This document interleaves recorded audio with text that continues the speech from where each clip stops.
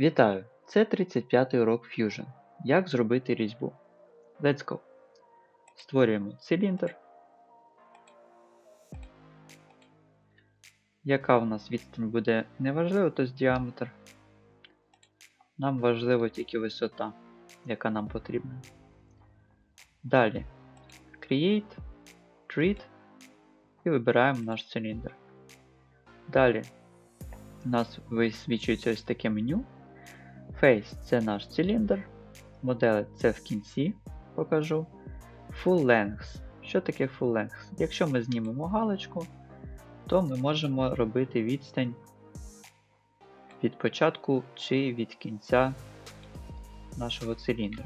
Якщо нам на початку чи на кінці потрібна відстань. Якщо ні, то ми просто галочку не знімаємо.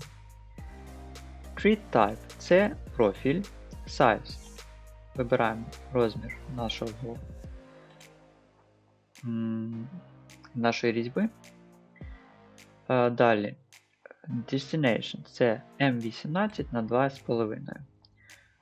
2,5 це відстань між різьбою. Чим більше відстань між різьбою, тим менше вітків. Чим менше відстань між різьбою, тим більше вітків. Ну, ви бачите. Робимо 2. Наприклад, клас 6G, є 4G, 6G, також ще є H6 в других випадках. Direction у нас є right і left. Це направлення різьби. Добре. Якщо нас все влаштовує, ми натискаємо модель, галочку ставимо. І ОК. Чудово.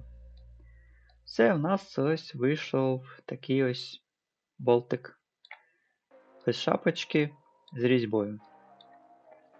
Тепер ми можемо для нього створити, наприклад, якусь гайку.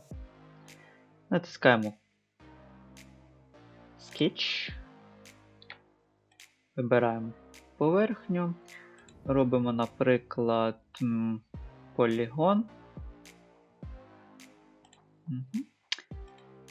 Так, давайте десь ось так от зробимо. Finish Sketch. Ні, не Finish, зробимо ще внутрішній циліндр. У нас там 18 діаметр. Окей. Finish Sketch. Extrude. Давайте 5. Давайте 7, ладно. 7. Так, тепер можемо його трошки підняти вверх. Окей. І тепер робимо нашу різьбу на цьому об'єкті. Скриваємо body, точніше наш основний об'єкт, Create, Treat і вибираємо нашу різьбу. Так, що у нас тут? Чи воно сходиться?